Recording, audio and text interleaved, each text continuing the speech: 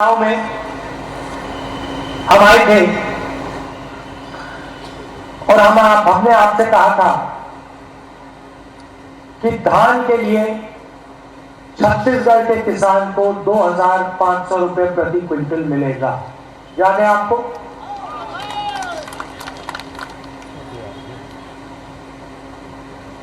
आज क्या रेट तो मिलता है आपको? तो ये क्या हुआ? वायदा हमने 2,500 का किया था और आज 2640 में मिल रहा है। ये क्या हुआ? ये क्यों हुआ? क्योंकि हमारी नीयत साफ है। हम जानते हैं कि जो 5 साल पहले 2,500 रुपए था वो आज के लिए कम होगा। इसलिए आपको कहने की जरूरत भी नहीं पड़ी, हमने उसको बढ़ा दिया। और आप देख लेना, ये आज 2,640 है, ये कुछ ही समय में 3,000 हो जाएगा। आपको कहने की जरूरत नहीं पड़ेगी, क्योंकि हम जो किसान का दर्द है, जो मुश्किलें वो सहता है, उसे हम समझ जाते हैं, उसकी हम आवाज सुनते हैं, उसकी ओर हमारी नजर जाती है। इसीलिए कहने की भी जरूरत नहीं है। कुछ ही समय में आस्ते आस्ते बढ़ता बढ़ता बढ़ता बढ़ता वो 3,000 तक पहुंच जाएगा। हमने पिछली बार कर्जा माफी की बात की, बीजेपी के लोगों ने कहा नहीं किया जा सकता, क्योंकि याद रखिए वो अदानी वाली सरकार, वो कर्जा माफ सिर्फ अदानी जैसे लोगों के लिए कर सकते हैं। 14 लाख करोड़ रुपए उन्होंने 5-10 उद्योगपतियों का माफ किया है। वो किसान का कर्जा माफ नहीं कर सकते, सोचते भी नहीं हो कि ऐसा किया जा सकता है। हमने पिछली बार कहा था किसान का कर्जा माफ हो जाएगा और कहा कि 1-2 साल में नहीं होगा। पहली कैबिनेट मीटिंग में किसान का आदर करके, उसकी इज्जत रख के हमारा पहला निर्णय, दूसरा नहीं पहला निर्णय, किसान की कर्जा माफी होगी और हमने कर दिया। 19 लाख किसानों को फायदा मिला, 10,000 करोड़ रुपए हमने कर्जा माफ किया।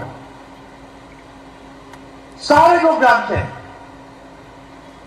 और यही वायदा मैं आपको फिर यहां से कर रहा हूं कि जैसे हमने पिछली बार किया था वैसे ही हम फिर से छत्तीसगढ़ के किसानों का कर्जा माफ करने जा रहे हैं।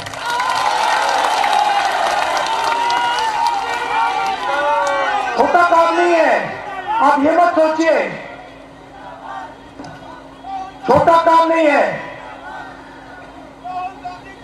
23,000 करोड़ रुपए 26 लाख किसानों को किसान न्याय योजना में हमने दिया।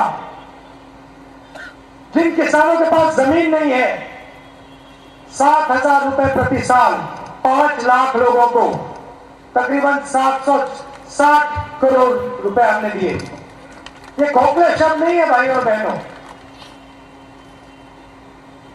ये मैं आपसे दिल से कह रहा हूं। हम आपका कर्जा माफ करेंगे और हमने आपको दिखाया है। ये मैं पहली बार नहीं बोल रहा हूं, मैं दूसरी बार बोल रहा हूं, और ये करके दिखा देंगे हम। अब देखिए, बघेल जी का मैं भाषण सुन रहा था और भाषण में उन्होंने कहा कि पहले बस्तर में आपके युवाओं के फेक एनकाउंटर हुआ करते थे। मुझे भी याद है, जब भी मौका मिलता था आदिवासी युवाओं को धमकाया जाता था, डराया जाता था, फेक एनकाउंटर किया जाता था। आप मध्य प्रदेश में आपने एक वीडियो देखा होगा, एक आदिवासी युवा बैठा हुआ है और बीजेपी का नेता उसके ऊपर पेशाब कर रहा है।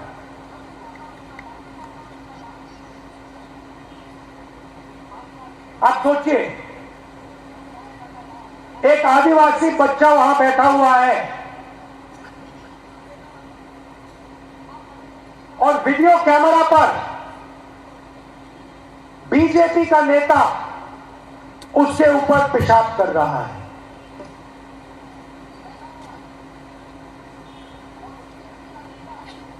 बीजेपी के यो सोच,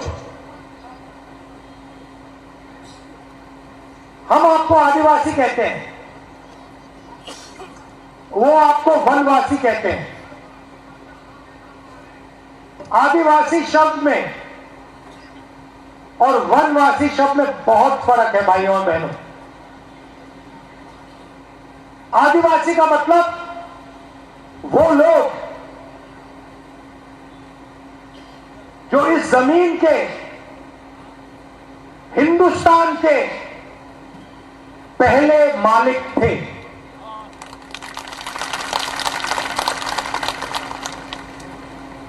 मतलब ये जो पूरा का पूरा देश है जिसको हम हिंदुस्तान कहते हैं, इसके ओरिजिनल मालिक आदिवासी लोग हैं, आप लोग हो। शब्दों के पीछे बहुत कुछ छुपा होता है। आदिवासी हम आपको इससे कहलाते हैं क्योंकि यह जमीन आपकी थी। इस जमीन पर, इस जंगल पर, जल पर आपका हक बनता है।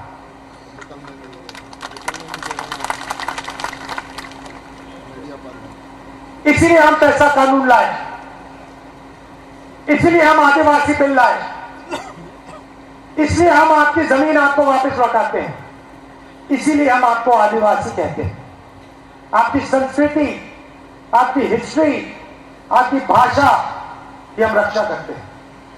दूसरी तरफ वो आपको वनवासी कहते हैं। भाइयों और बहनों, वनवासियों का कोई अधिकार नहीं बनता। वनवासी का मतलब जो जंगल में रहते हैं। इस शब्द में कोई अधिकार नहीं। इनका यह भी कहना है कि अगर जंगल गायब हो जाएगा, जो हो रहा है, तो आदिवासी सड़क पे भीख मांगेंगे। हमारा कहना है कि आदिवासी है, जमीन आपकी, जंगल आपका, जल आपका, पहला हक आपका बनता है।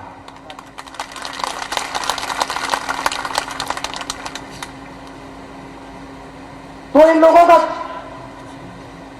ध्यान से रहिए।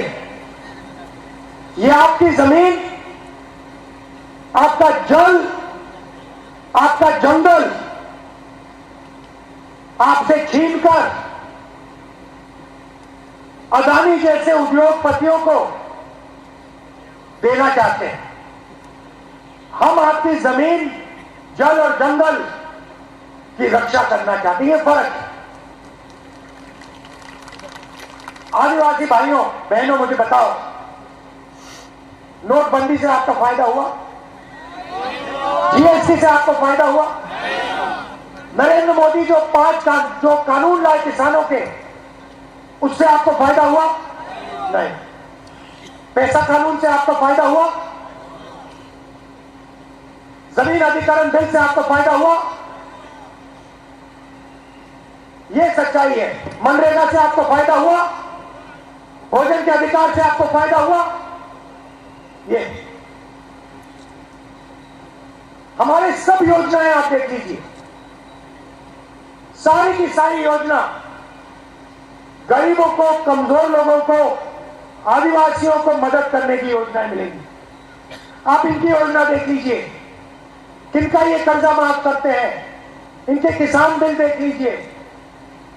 सारा का सारा काम ये हिंदुस्तान के अरबपतियों के लिए, 2-3 लोगों के लिए करते हैं। यहां हमारे आदिवासी भाई आए हैं, तेंदुपत्ता के लिए आपको 4,000 रुपए मिलता है। मिलता है नहीं मिलता है? मिल रहा है ना। हमारी सरकार आएगी तो 4,000 रुपए और का आपको बोनस मिलेगा सीधा खाते में, साल के। और जो आपके जंगल में जो उगता है, जिसको फॉरेस्ट प्रोड्यूस कहते हैं, तकरीबन 70 अलग अलग तरीके की चीजें, उसमें आपको 10 रुपए एमएसपी में एक्स्ट्रा मिलेगा।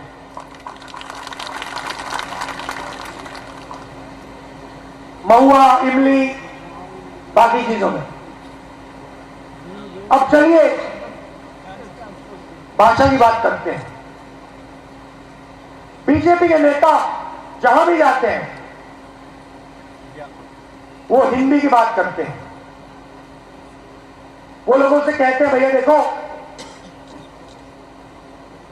छत्तीसगढ़ी मत सीखो, अंग्रेजी मत सीखो, हिंदी सीखो। हमारी सोच बिल्कुल अलग है। हम चाहते हैं कि आप हिंदी सीखो, मगर हम यह भी चाहते हैं कि आदिवासी युवा छत्तीसगढ़ी भी सीखे और उतना ही जरूरी अंग्रेजी सीखे। अब आप पूछोगे 3 भाषाओं की क्या जरूरत? हिंदी, छत्तीसगढ़ी और अंग्रेजी। मैं आपको बताता हूं, अगर आपको छत्तीसगढ़ में किसी से बात करनी है, छत्तीसगढ़ में व्यापार करना है, छत्तीसगढ़ी चलेगी। अगर आप यूपी जाओगे, बिहार जाओगे, दिल्ली जाओगे, तो हिंदी काम आएगी। और अगर आप किसी दूसरे देश के व्यक्ति से बात करना चाहते हो, किसी दूसरे देश में जाना चाहते हो, किसी दूसरे देश में बिजनेस खोलने का सपना देखना चाहते हो, कॉल सेंटर में काम करना चाहते हो, तो अंग्रेजी की जरूरत पड़ेगी।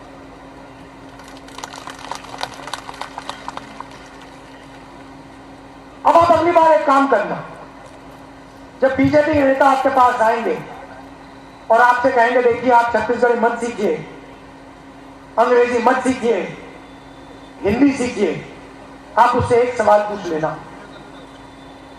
आप सब बात समझ जाएंगे। आप उससे सिर्फ ये पूछना, भैया एक बात बताओ, आप हमें कह रहे हो कि हिंदी हम सीखें, अंग्रेजी ना सीखें, आपके जो बच्चे हैं क्या इंग्लिश मीडियम स्कूल में जाते हैं या हिंदी मीडियम?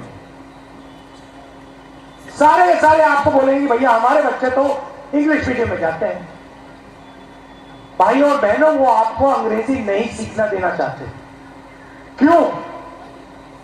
क्योंकि वो चाहते हैं कि आप अंग्रेजी ना बोलो, आप अच्छी नौकरियां ना पाओ, आप दूसरे देश के व्यापारियों से बात ना कर पाओ, आप सॉफ्टवेयर इंजीनियर ना बन पाओ, आप कॉल सेंटर में काम ना कर पाओ, आप इंजीनियर ना बन पाओ, आप लॉयर डॉक्टर ना बन पाओ। इसीलिए हमने पूरे के पूरे छत्तीसगढ़ में अंग्रेजी स्कूलों का जाल बिछा रखा है। और हम यहां नहीं रुकेंगे। हम चाहते हैं कि छत्तीसगढ़ का हर युवा हिंदी बोले, छत्तीसगढ़ी बोले और अंग्रेजी भी बोले, और ये काम हम पूरा करके दिखा देंगे। ये हमारी सोच है। भाइयों और बहनों, Swami Atmanand English medium school जो हमने खोले हैं, वो आपके भविष्य के लिए एक चाबी है। आपके बच्चे उसमें पढ़ेंगे, अंग्रेजी सीखेंगे और पूरी दुनिया में वो लोगों से बात कर पाएंगे। ये हमारी सोच थी। आखिरी बात मैं आपसे कहना चाहता हूं, और शायद ये सबसे जरूरी बात, जब कांग्रेस पार्टी यूपीए में सरकार में थी तो हमने जाति जनगणना की। हमने ये पता लगाया था कि हिंदुस्तान में अलग अलग जात के कितने लोग हैं।